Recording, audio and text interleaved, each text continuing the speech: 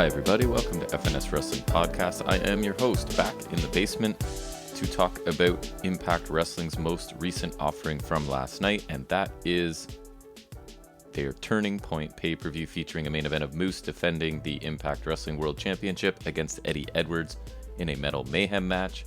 As well, we'll have an X Division Championship match, three-way between Macklin, Laredo Kid, and the champion Trey Miguel. Knockouts champion Mickie James also defends her title against the number one contender Mercedes Martinez, among some other matches along the way. So I did stay up, watched almost the entire thing live last night, and then hit some technical issues in the middle of the main event. Finally had to abandon that, finished the last, 5 or 6 minutes of that match this morning, and then went back and watched the pre-show actually after I'd watched everything from the main show. And as somebody who watches Impact Wrestling and reviews it every week, I know it's kind of hard to find anybody that's talking about the pay-per-views, especially for free. So we at FNS Wrestling still offer everything for free. We have no plans of charging for anything at this point. I mean, not enough people really listen to make that worthwhile anyways, but please consider the amount of content you're getting from us with no ads, no fees, no pleas for any sort of money of any kind. It's just something I like to do as a hobby now, come down here and talk about the wrestling that I just watched. So I figure we could do that now. Let's start talking about Impact Wrestling's Turning Point.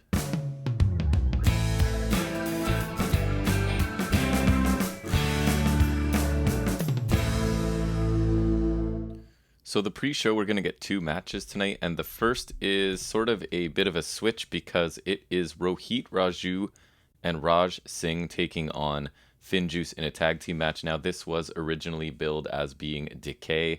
Commentary tell us, interestingly enough, that Decay were, what was the word they used? Whisked away to Wrestle House on this week's episode of Impact Wrestling, which, if you listen to our main show on Saturdays, we just did episode 70. I do that show with my teenage son, Jack, and he, after listening to me in the past complain about Wrestle House every opportunity I got, every time it appeared on Impact Television, he thinks it is hysterical that it has come back just to sort of torture me, so he laughed maniacally at that. Quite enjoys that I'm going to have to suffer through Wrestle House and talk about it on a weekly basis. But anyways, the reason it is interesting that Decay, sort of Black Taurus and Crazy Steve were whisked away and unable to be here is because later on in this show, we will in fact have Decay, the other half of Decay, which is Rosemary and Havoc. They somehow were not whisked away, even though they will be in Wrestle House along with the rest of Decay.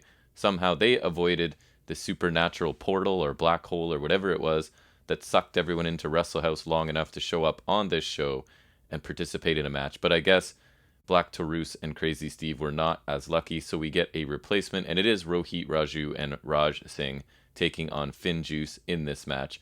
So again, like I said in the intro, I did watch this after I'd watched the main show. I went back and watched that this morning after watching 95% or so of the main show last night before I had some issues in the main event. So I had seen the show when I saw this one, but basically this is just a straight up tag team match and pretty much what I expected, which is a way for Finlay to start sort of getting some wins as they were not unsuccessful sort of going after the tag team championships, because everybody is when it's the Good Brothers champion and they don't feel like dropping the titles to anybody.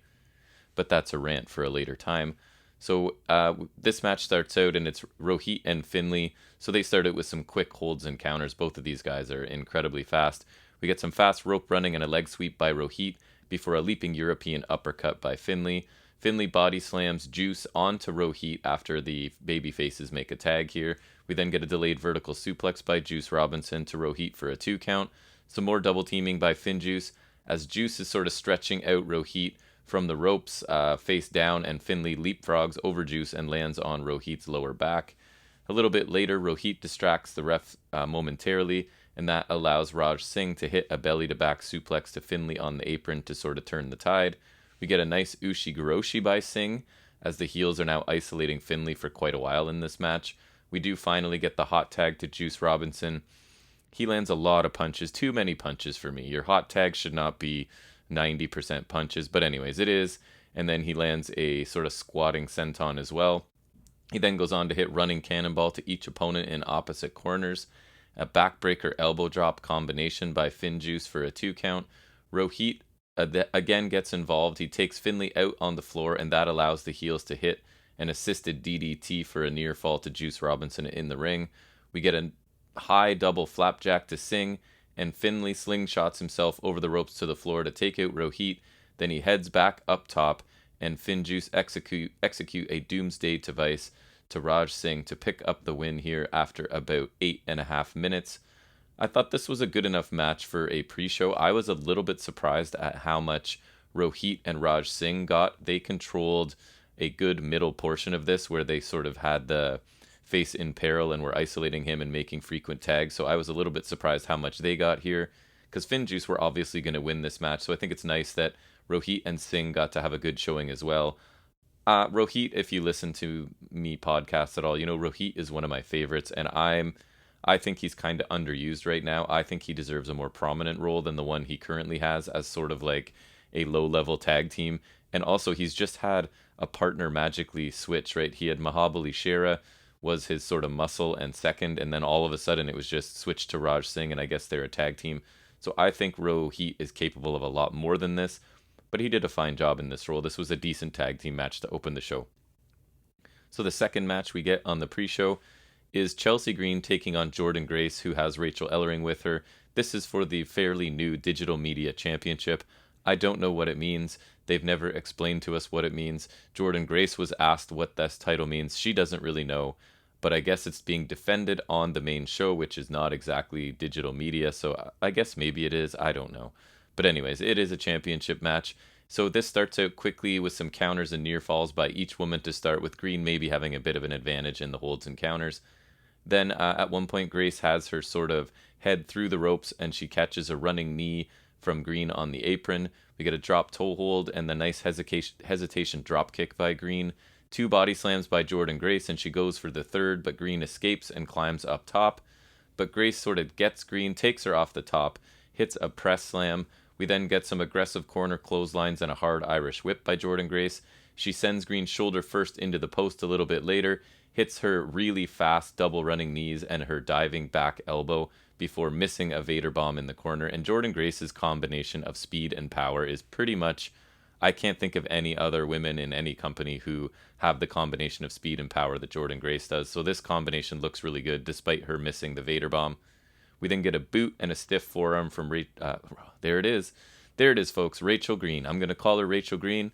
Turn it into a drinking game if you want to. I can't stop myself. I know her name's Chelsea Green.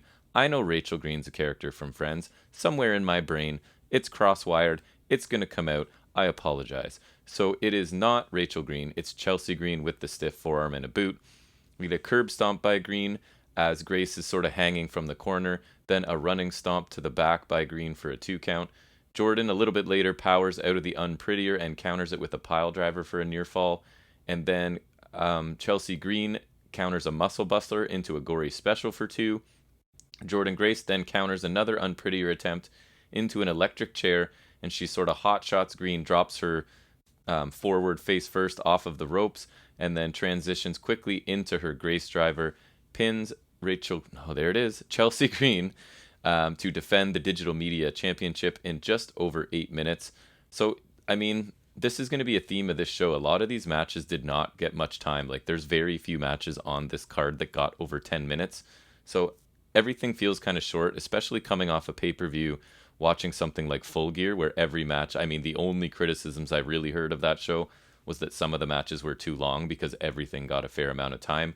So this show is kind of the opposite. Everything was around the 10-minute mark, give or take like a minute and a half or so. So this was 8 minutes, but I really liked this match. I think it was better than some of the matches that were on the main show of this pay-per-view. I'm a huge fan of Jordynne Grace. I think she's fantastic. These two worked really well together.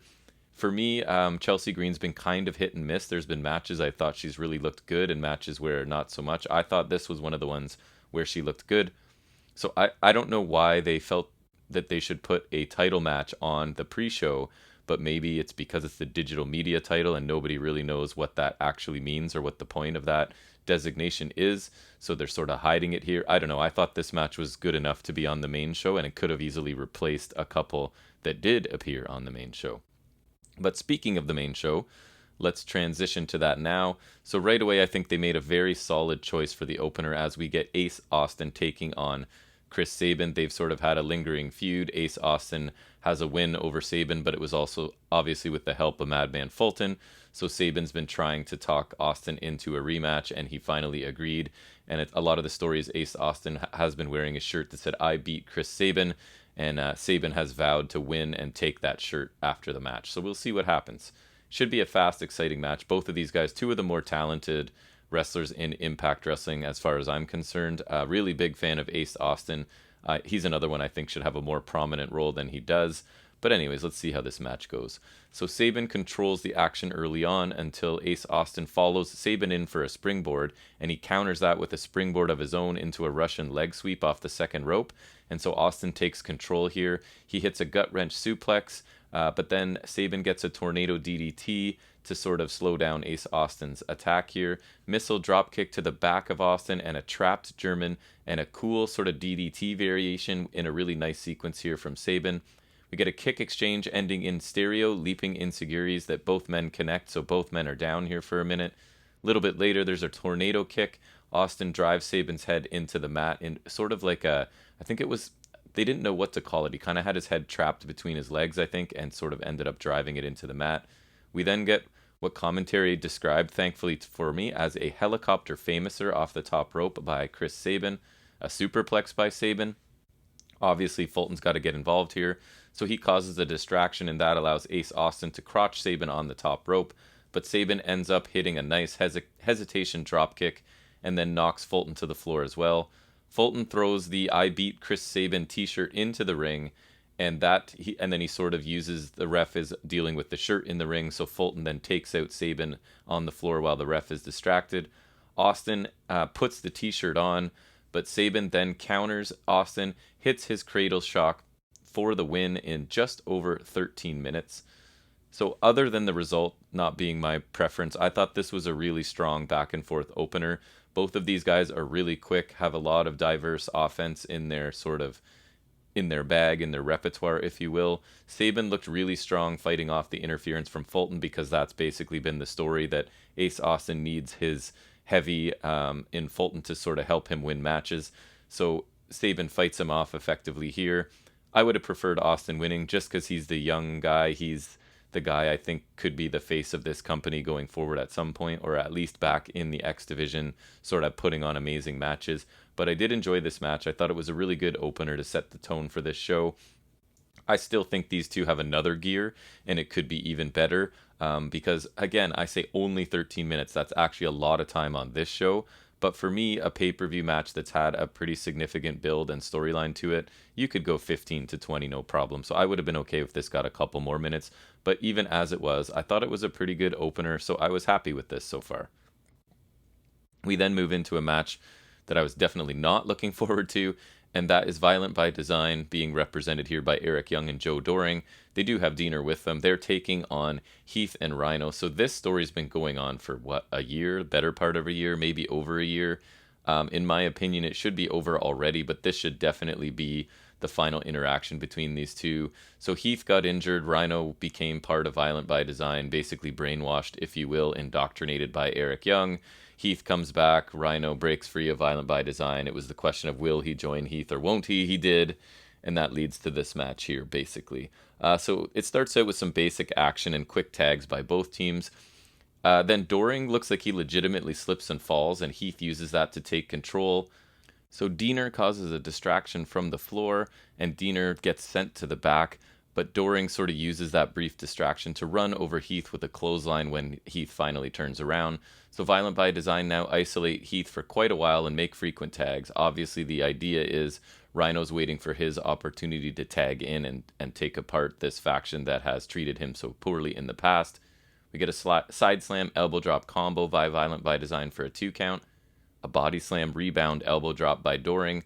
We eventually do get the hot tag to Rhino, and EY is sort of begging off here looking for mercy, but Rhino takes him out with a flurry ending with a belly-to-belly suplex. Things sort of break down. All 4 men are in the ring. Heath ends up getting posted here. Rhino goes to powerbomb Doring, but Eric Young, of course, uses his hockey mask that he wears for his entrance. He knocks out Rhino with the mask While the ref is checking on Heath, Doring successfully pins Rhino, Violent by Design pick up the win after about 8 minutes, and all I can think about is that this feud is not over, and I'm pretty surprised by that decision. This was a okay match, but nothing more. A pretty standard fare, to be honest. Did not really feel like a pay-per-view match here. The majority of this was Violent by Design, isolating Heath with pretty basic offense, to be honest. And then that led for what I thought an underwhelming Rhino hot tag. Some of his facial expressions I thought were excellent, but other than that, I thought it was pretty standard stuff. And then we get a distraction and dirty finish for the heels to win here. I mean, one of my complaints about Violent by Design is they talk like they're some super dominant faction, but rarely ever win. So I guess I can't complain on one hand that they picked up the win here, but I really want to complain on the other hand because this feud is still... I don't think this feels like the end of this feud. So a feud that I thought should have ended months ago probably looks like it's going to be extended. It's one that I don't have any interest in. It's sort of locked these two mid-card teams in this very long feud together. I was hoping it would end here, but it looks like it's not going to. So just a decent match, really nothing special from this one. Gia Miller is then talking to Eddie Edwards ahead of his title match tonight in the main event with the Full Metal Mayhem. So Edwards says he has a long history with Moose and that tonight is Moose's first title defense, and there's no champion's advantage in Full Metal Mayhem since anything goes, meaning he can't, get DQ'd and keep the title or get counted out and keep the title, which is a fair point, I guess, from Eddie. Moose, he goes on to say Moose has done terrible things, but tonight is the turning point and Moose will pay for his sins. Pretty straightforward babyface promo, nothing special, just something quick to say ahead of the match. So then we get another sort of fill-in on this card, as Rich Swann was supposed to be taking on Brian Myers, as Brian Myers has turned on his protege Sam Beal and had a vicious attack, I think it was with the chair, on BTI this week. So Rich Swann and Willie Mack have sort of stepped in and are taking up the fight here for Sam Beal. But for whatever reason, I think they've reported it as an injury. Brian Myers was unable to attend. And they sort of, I don't know if they led people to believe this was going to be like a mystery opponent, but there's not like they're bringing anyone in, even though there's been all of the releases from Ring of Honor and WWE lately. Instead, they went with a member of Myers' faction from the Learning Tree, and that is VSK. So VSK filling in for Myers, taking on Rich Swann here. Zicky Dice as well. He's also a member of Brian Myers' group, the Learning Tree. So he is along with VSK for this match. So we get a really fast start and a shotgun dropkick that sends VSK to the floor. There's a missed senton from the apron by Rich Swann, and VSK takes over and starts to immediately target Swann's back. We get a belly-to-back suplex by VSK, a tilt-a-whirl backbreaker by VSK, spinning back fist, some jabs, and then a DDT by Rich Swann as he sort of takes over control for a little bit here. He hits a rolling splash as well. And then out on the floor, Willie Mack quickly takes out Zicky Dice, but VSK hits Swann with a modified sort of X Factor as Swann is in the ropes, which looked pretty cool. We get a Uranagi backbreaker and then immediately into a backstabber by VSK. Again, I really liked the way he was consistently targeting Swann's back here. We get a springboard cutter that catches VSK by surprise, and Swann hits a top rope splash for a near fall.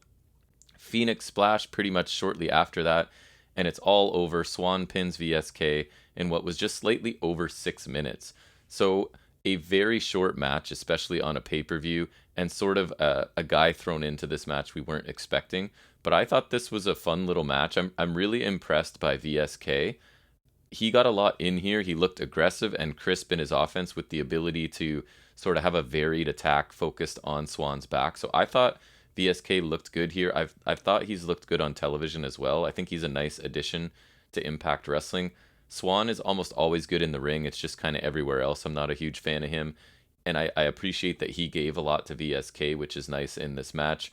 I think VSK is a useful piece for Impact. I would personally like to see him in the X division because he's not a huge guy and they have room for sort of different styles in there, as sort of evidenced by Macklin being in the X division. So that's where I'd sort of like to see VSK. I thought this was a good match, but again, like a sub 7-minute match. It felt like something fit more for TV and maybe not a pay-per-view. But that being said, I did enjoy the match for what it was. We then get a recap of the Moose, Matt Cardona, and Morrissey situation where Moose eliminated Morrissey, even though they had sort of an alliance, eliminated him from a Battle Royal match. And then Matt Cardona was involved in a title match as well. So he feels he still belongs in the main title situation. But anyways, that was just a standard recap of that.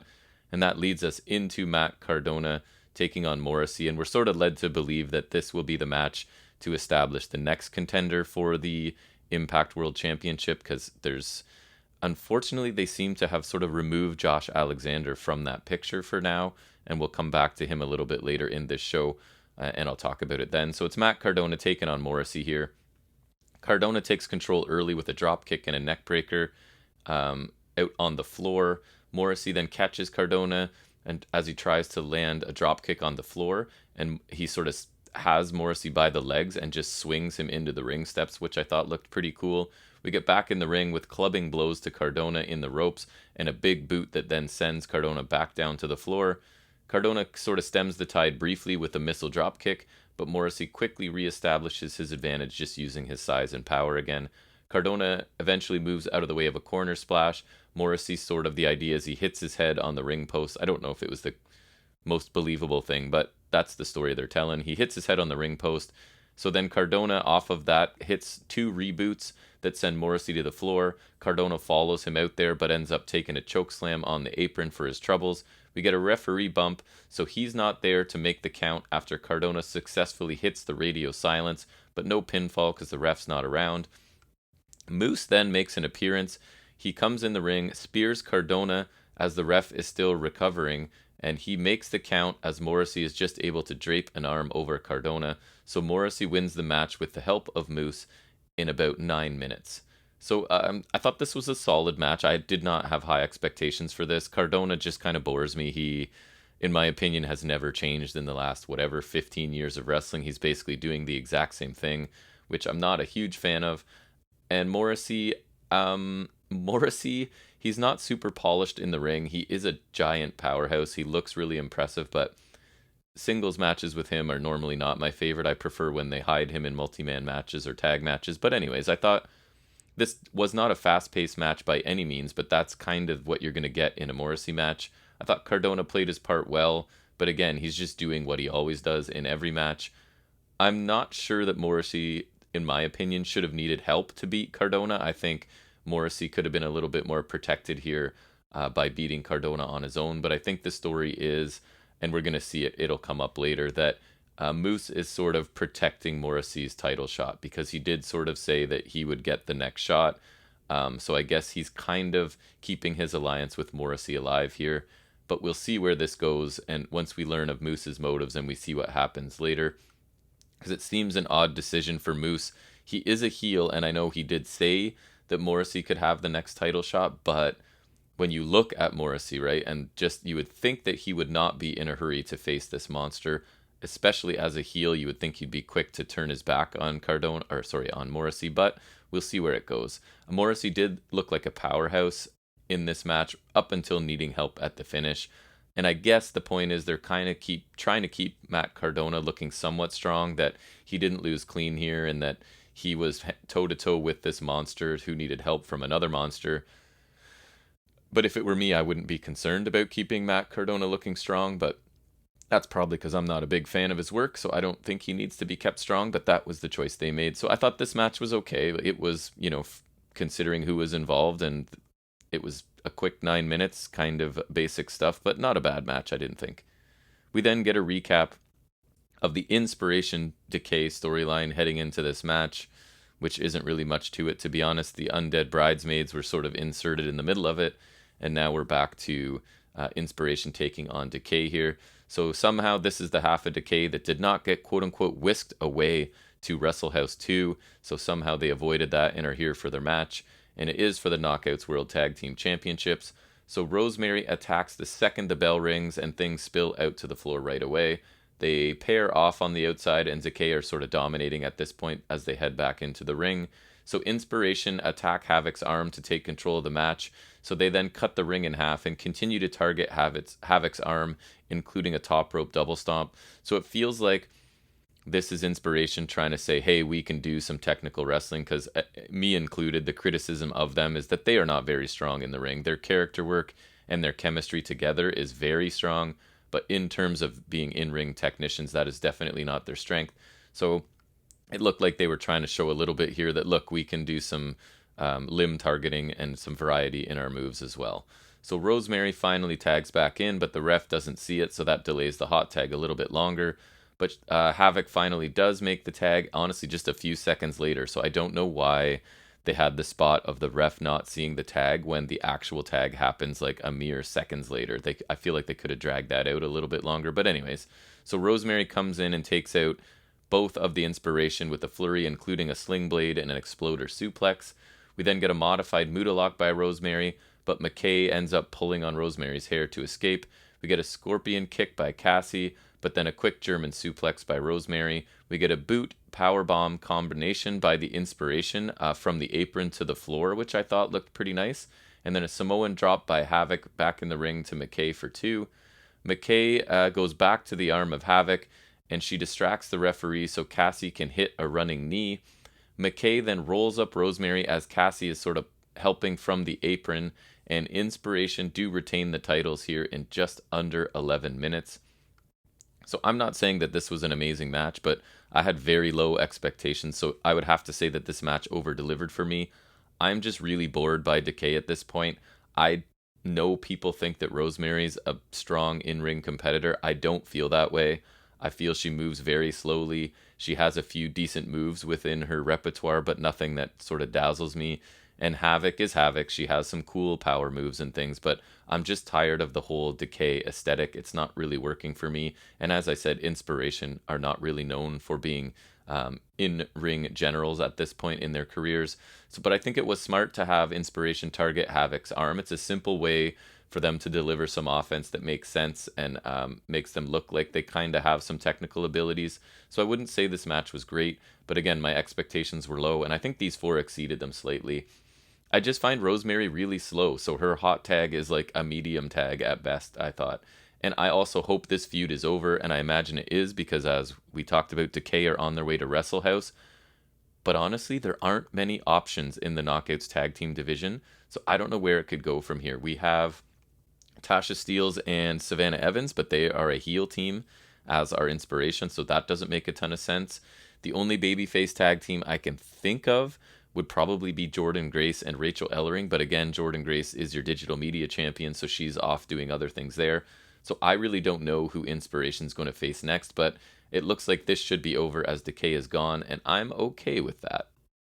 So Gia Miller then talks to Chris Saban backstage on the heels of his win over Ace Austin, and Saban shouts that he beat Ace Austin, and he says that Austin's t-shirt is so nice and comfortable, and then he shows that he's altered it to say, it changed it from I beat Chris Saban to I am Chris Saban. So I don't know, I didn't really see the point of this being on here, but it was, so there you go.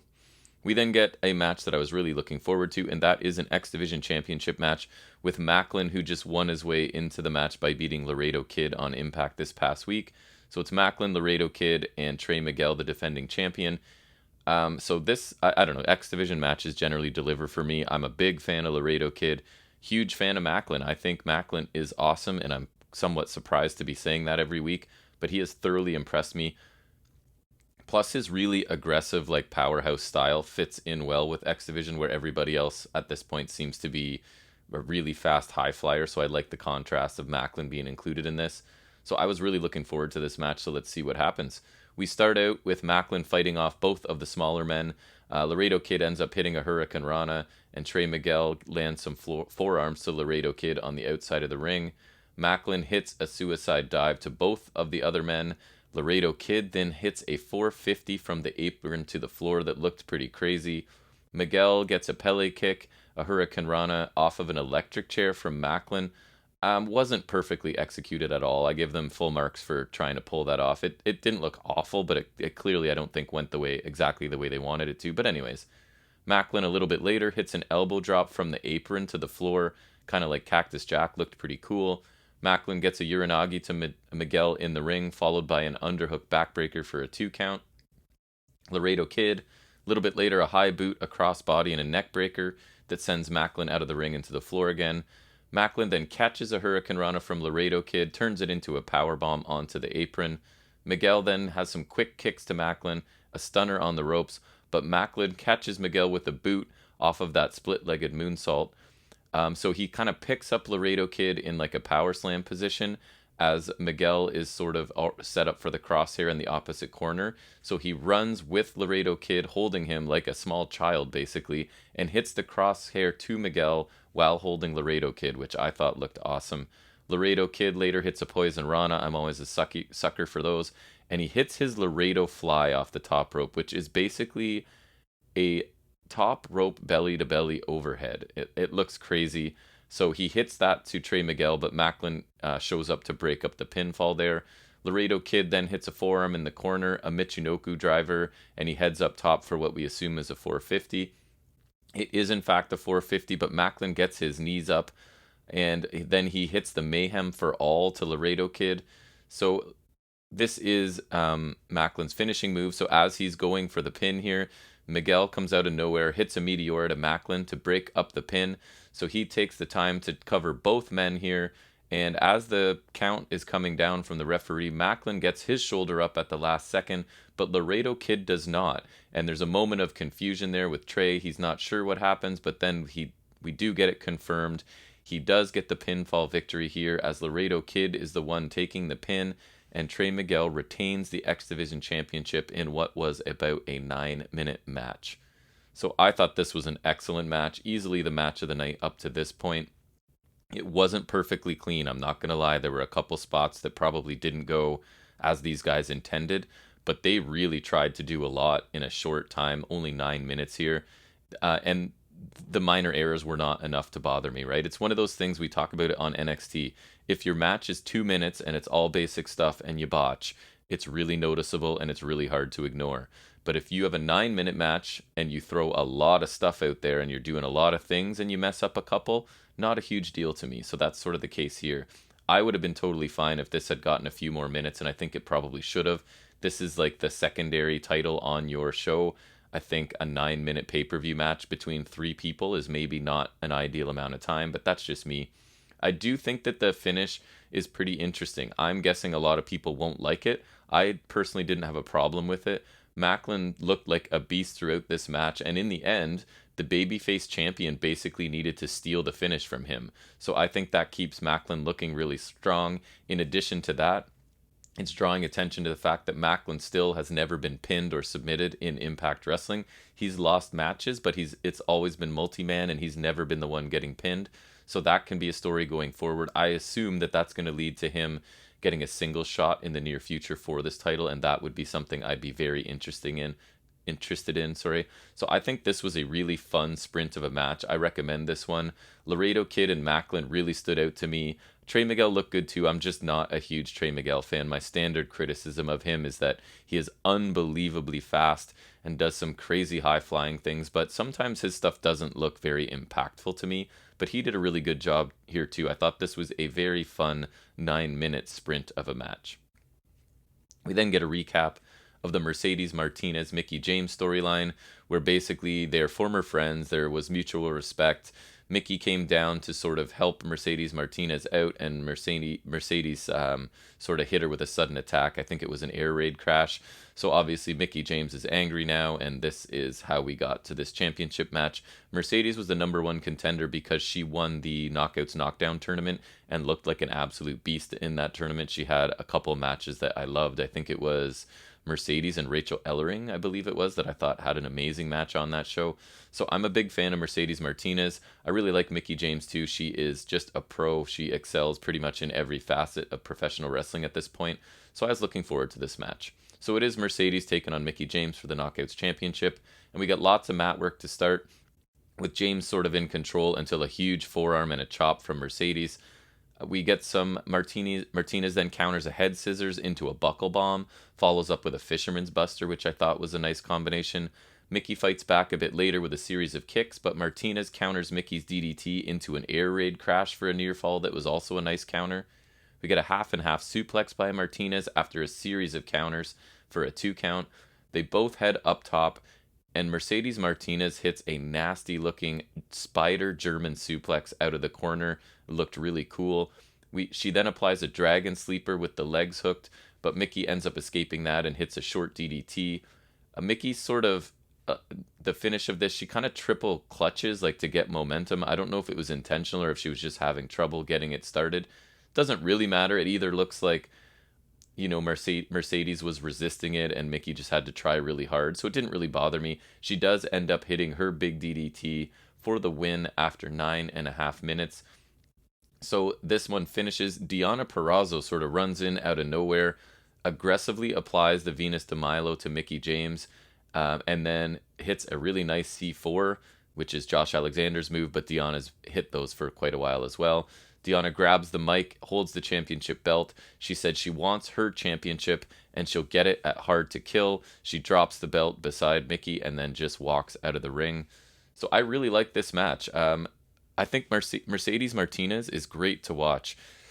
She just has a series of really cool, high impact moves that nobody else in the division does with such variety. Maybe Jordynne Grace, but Mercedes is just a believable killer in my opinion. I liked her promos. I like her work in ring. I sort of wish that she had been the one to win here. But that being said, I am glad to have a furious Deonna Purrazzo back. She sort of seems to be shifting from this calculating technical heel to now she's just angry and vicious, which I think is a cool idea. I look forward to the match between James and Purrazzo at Hard to Kill. Feels to me like Purrazzo should probably get the title back because Mickie James doesn't work for this company and is an executive in another wrestling company, so I would think at some point she needs to get back to work there. And I don't really know who is a legitimate champion possibility other than Mercedes Martinez and Deonna Purrazzo at this point. I would add Jordynne Grace, but she's obviously already has a championship.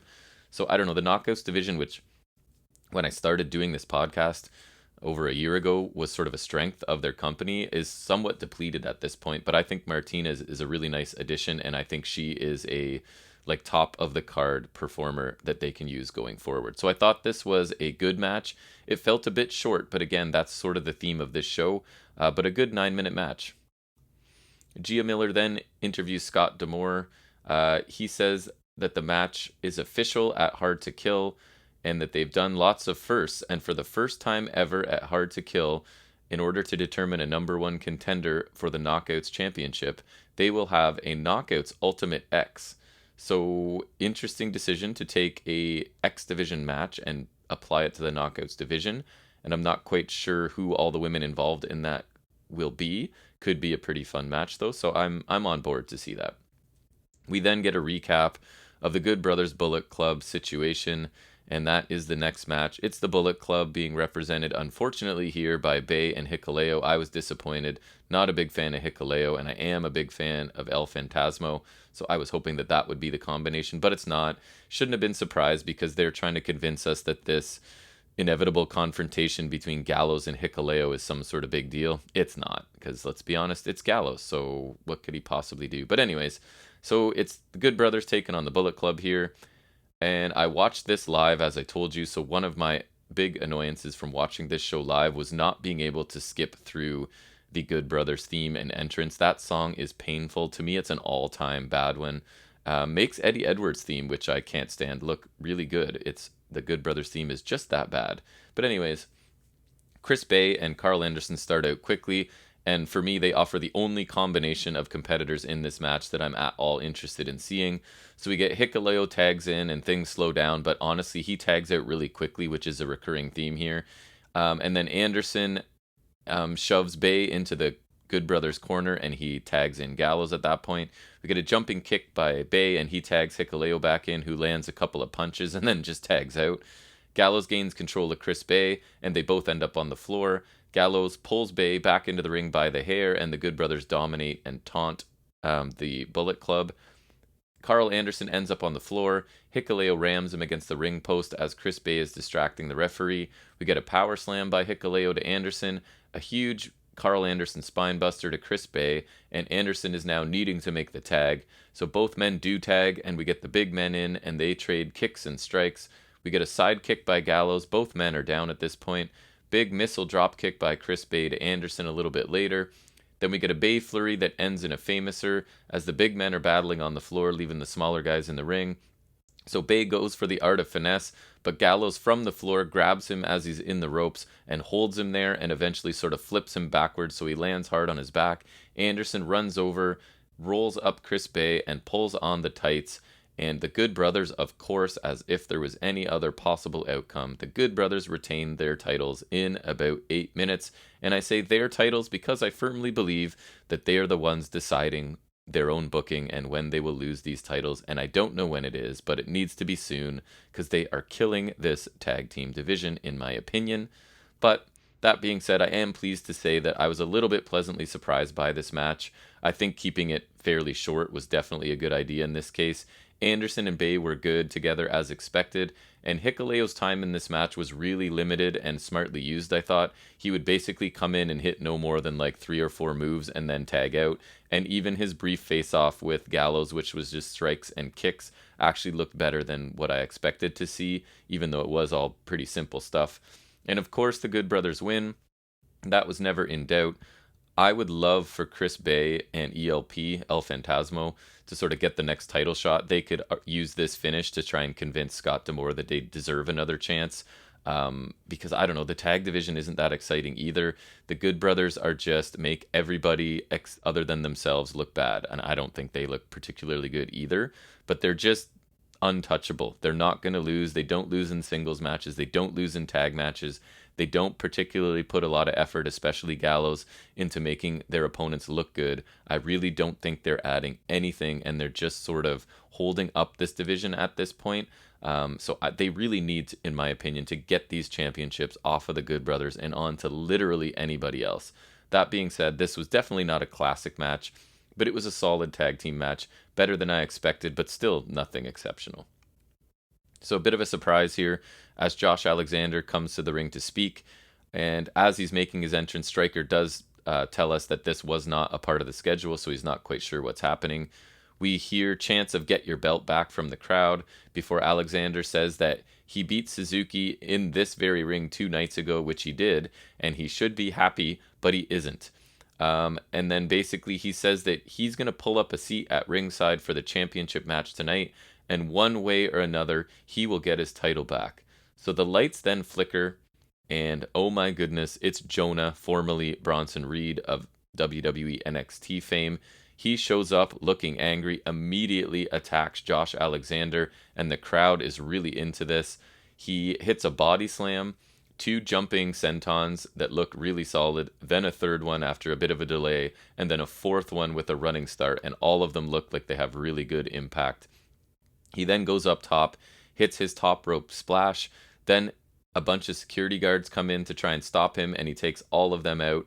We cut to Josh Alexander, who's on the mat coughing up blood from all of these internal injuries from this huge man just jumping on top of him repeatedly. So Jonah stands over Alexander, says something to him, and then slowly heads up the ramp. He pauses on the ramp and then runs back down, climbs up, hits another top rope splash to just the destroyed Alexander at this point, and then Jonah takes some of Alexander's blood, wipes it across his chest, and finally does leave Alexander lying in the ring. And I just have, my notes are, damn, that is how you debut a new wrestler, right? This was how you make somebody look strong off a first appearance. Jonah looks like an absolute monster in a surprise debut in Impact. I don't know why he attacked Josh Alexander, but I'm willing to wait for an explanation. This was, I thought, a fantastic part of this show. He completely shows up and destroys a main eventer, leaves him lying in the ring and coughing up blood, which was a pretty cool visual as well. Just a fantastic beatdown, and they've made a star off of this one appearance, in my opinion. My only nitpick is I'm a little bit worried about Alexander drifting further from the title scene. I was absolutely in love with the story they built, with him sort of facing Kenny Omega and winning the championship for all of about a minute or 30 seconds or however long he had it. And I really worry that they're not going back to that and that we're going to forget about it and it's going to not feel quite as fresh as it did at that moment. I hope they go back to it because they told a hell of a story and I don't think they've finished that story yet. They've sort of stopped before the finish, but I guess they can go back to it later. We'll have to find out why Jonah has selected Josh Alexander for his attack. but man, what an attack and what a surprise appearance. This was one of the highlights of the show for me. An awesome beatdown and a great debut for Jonah. We then get a recap of the Moose Eddie Edwards situation, and it's been sort of an ongoing thing. Moose has had interactions with Eddie Edwards' wife and with Eddie Edwards himself, leading up to Edwards winning a match to become the number one contender here. And then they had issues on this past week. They had a giant brawl involving some weapons and things. So this match got made a full Metal Mayhem match. So as Josh Matthews would always say, Mayhem match, but it is Mayhem for the Impact World Championship. Eddie Edwards challenging Moose. So this match gets... Every other match on this show did not get a ton of time, and it looks like they were maybe saving all of the time for this match because it's a lengthy one. So let's get into it. I've got a lot of notes because there was some craziness involved in this match. So there's a lengthy chop exchange, really stiff chops to start, and no real advantage gained by anybody here. So they switch to forearms. Both men are staying on their feet at this point. We then get a boot by Moose, a German suplex by Eddie, but Moose pops right up, runs at Eddie Edwards, and then Moose ends up getting back body dropped over the ropes and through a table at ringside pretty early on and kind of out of nowhere, and the table just absolutely is demolished out on the floor. Looked really good, actually. Eddie then follows up with a trash can to Moose out on the floor. We get a suicide dive by Eddie that is met with a cookie sheet to the head, but then he sort of gets up from that and is successful on a second attempt. He then uses uses cookie sheets to hit Moose in the head, and the crowd is chanting for more. We get a huge power bomb to Eddie on the ramp from Moose. Moose then grabs a chair, uses it to choke Eddie Edwards as he's lying on the ramp. And I made a note here. You can hear a kid yell, "End his life," a couple times, which I thought was a bit aggressive.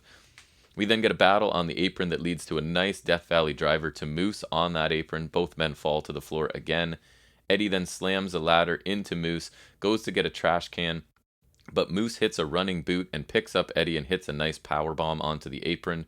Moose immediately picks up Edwards again, power bombs him, looks like it's going to be on the apron again, but then he turns around and power bombs him through a table this time that looked pretty good. Moose then does a bit of building with some ladders. He sets one up as you would normally set up a ladder and then spans a second one from the corner to that ladder that's been set up. And then he goes back to the floor and runs Eddie Edwards into the post with a chair around his neck. So Eddie then managed to avoid a chair shot and sort of wears Moose out with a couple trash can lid shots before laying Moose on that ladder that Moose had set up himself.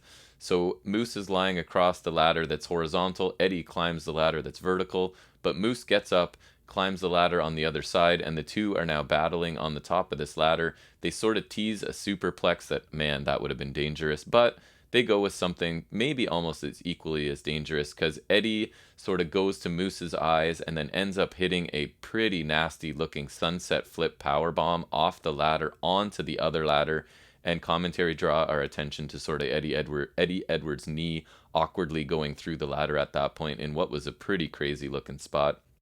Eddie then goes and gets a chain from under the ring, wraps it around his knee, and it's funny because he's done this before, and then the chain just won't stay in place, right? He's trying to wrap it around his knee, but it just keeps sliding down. So this time when he grabs the chain, the commentary point out how prepared Eddie is, because the chain has a roll of tape attached to it, so that Eddie can wrap the chain around his knee and tape it in place, which I thought, if you know you're in a Full Metal Mayhem match, absolutely, you can plant things under the ring. So this didn't bother me at all, and it made sense and was kind of a funny callback to anyone that's noticed the problem before when the chain around the knee, it just sort of slides down Eddie's leg. So he came up with a solution for that, and it makes sense. But Moose catches the first attempt at a Boston knee party, and he hits a Uranagi as a counter. Eddie then does a really nice job of sprawling to avoid Moose's spear, and then he hits some driving knees to Moose's head and actually delivers a tiger driver to Moose as well. Moose then catches another attempt at the Boston knee party, and he power bombs Edwards into a ladder that's leaning in the corner. But Eddie sort of fires up from that and runs right at Moose and does in fact hit a Boston knee party for a very near fall here. Each men are outside the ring again. They go under the ring and pull out a kendo stick each. They meet back in the ring, sort of in the middle. They take kendo shots from each other, ending with one shot to the head. Both men are down. So then Morrissey makes his appearance to sort of return the favor to Moose, I guess. He gets in the ring, a very quick attack to Eddie Edwards, nothing major, and then he holds Eddie Edwards in place so Moose can hit his spear, but Matt Cardona runs down. The ref is distracted by all of the Cardona running down, so he does not count the pinfall of Moose after the spear. So Morrissey and Cardona then brawl up the ramp. Eddie Edwards hits a kendo stick shot and a DDT to Moose for another near fall. Eddie then goes under the ring, gets some scissors, and he cuts the straps that are holding the mat in place. He exposes the wood on pretty much like a quarter of the ring at this point, so we've just got exposed boards in 1/4 of the ring here. Moose avoids a Tiger Driver that would have put him on the boards, and also what looks like Eddie was going for a DVD, which is a Death Valley Driver, sorry. So Moose avoids both of those. He kicks Edwards low and then hits a Uranagi on the exposed boards. Eddie kind of manages to pull himself up here, but walks right into Moose's spear, and that is enough to earn the pinfall, and Moose retains the Impact Heavyweight Championship or World Championship or whatever they call it. He retains it in just over 31 minutes. So listen, I do not always love hardcore matches. I sometimes find them a bit lazy and the stuff is just kind of standard. That's not the case here. This match was insane. I really enjoyed this match. Just a fantastic main event. The pace was fairly deliberate throughout this, but this works because Moose, especially for Moose, because he really feels like he is just stalking his prey. Like he hits a big move, takes his time, hits another big move, right? So I think it really works for Moose's style. There were so much high impact, cool looking moves along the way in this. Just really cool use of things that are in every hardcore match, but here used really well, I thought. And also adding some objects you don't normally see in matches, like scissors coming out and exposing the wood and all of that stuff. The result of this match was never in doubt. I never thought Eddie Edwards was going to win this match for a second, but these guys pulled out all the stops, and this was a really strong main event. Moose looks like an absolute beast in this, and Eddie looks fantastic too. He looks like that guy who will never give up, takes a ton of punishment, and just keeps fighting till you basically have to kill him to win. So Eddie's kind of got this spot as like the placeholder challenger. They don't seem to want to put the belt on him a lot. But they want to have him as a reasonable challenger for somebody. It's what we call on FNS Wrestling, like a placeholder challenger. He's the challenger until whoever the next legit one is to face Moose. So this got a ton of time, but I was pretty captivated by the entire thing. I thought this was an excellent main event. The match of the night for sure. I would recommend people seek this match and watch it on a show that isn't really full of things I would recommend. This was a standout match. Really great performance by Moose in his first title defense, and a great showing by Eddie Edwards, who, if you listen to this podcast, I'm not a huge fan of Eddie Edwards. I just think he's one of those good hands, right? Like he's a really good wrestler, but I don't get much else off of him. There's nothing, I don't find him very charismatic or engaging, but he is definitely capable of putting on a good match, and he did exactly that here. So overall, despite how much I enjoyed this main event, I would have to say this was a decent but overall kind of missable show. The main event was excellent and something I would recommend people check out. And everything else on this show was kept fairly short, which might not be a bad thing. Some people might appreciate the length of these matches. But especially for a pay-per-view, I thought some of the matches were a bit brief. I really liked the X Division Championship match. I really liked the Knockouts Championship match. A couple other matches over-delivered, like the Knockouts tag match and the Good Brothers tag team match. So those two over-delivered, but I still wouldn't say they were strong enough matches that you need to go out and see them. Just better than I thought they would be. The highlights of this show for me were for sure the main event, the X Division match, the Knockouts Championship match, the debut of Jonah, which I thought was fantastic. That's something I would recommend people check out. I'm sure Impact will be posting that all over YouTube. And I also enjoyed the return of Deonna Purrazzo and her sort of vicious attack on Mickie James, setting up a hard-to-kill match that I really want to see. So all of the other things outside of that were just kind of there.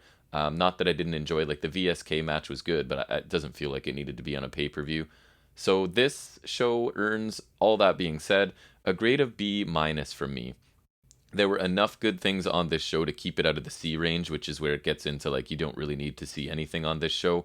So highly recommend the main event. Highly recommend Jonah's debut. And then if you've got time, check out the X Division match and the women's match. And the other things kind of felt like filler, to be honest, and were just stuff that really wasn't that interesting to me. And some of it I don't think necessarily felt like it belonged on a pay-per-view. But there were enough good things on there for me to say that this was a B-. The show didn't waste my time, really enjoyed a few things, and then a few things just kind of felt like filler. So that's going to bring me to the end of this review of Turning Point 2021. I'd love to hear what your thoughts were if you saw the show, or your thoughts on our podcast, or anything else from the world of wrestling. So if you'd like to reach out to us, it's fnswrestling@gmail.com. Sorry, that comes to me. We also have an Instagram account at FNS_wrestling_podcast. That goes to my teenage son Jackson, who co-hosts with me on our Saturday flagship shows, but he'll let me know of anything interesting that comes through there. Or you can just leave a comment in YouTube if that's where you happen to be listening to this podcast.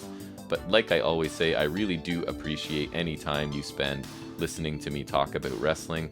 I hope that this free offering of a review of an Impact show, because again, I find it hard to find any free coverage of Impact Wrestling, and I just had a bit of time and I watched the show it. Struggling to speak here at the end, so I thought I would just come down to the basement before I start watching football on a Sunday and talk about what I thought of this pay-per-view. So I really do appreciate any time you spend listening to me, and I imagine I'll be back probably tomorrow to talk about some Ring of Honor. If not, we'll definitely be back on Saturday with episode 71 of our main show to talk about NXT and AEW Dynamite and Impact TV, some trivia, and anything else that sort of comes up along the way. So I hope to see you all back here for whatever the next episode we put out is, and until then, take care.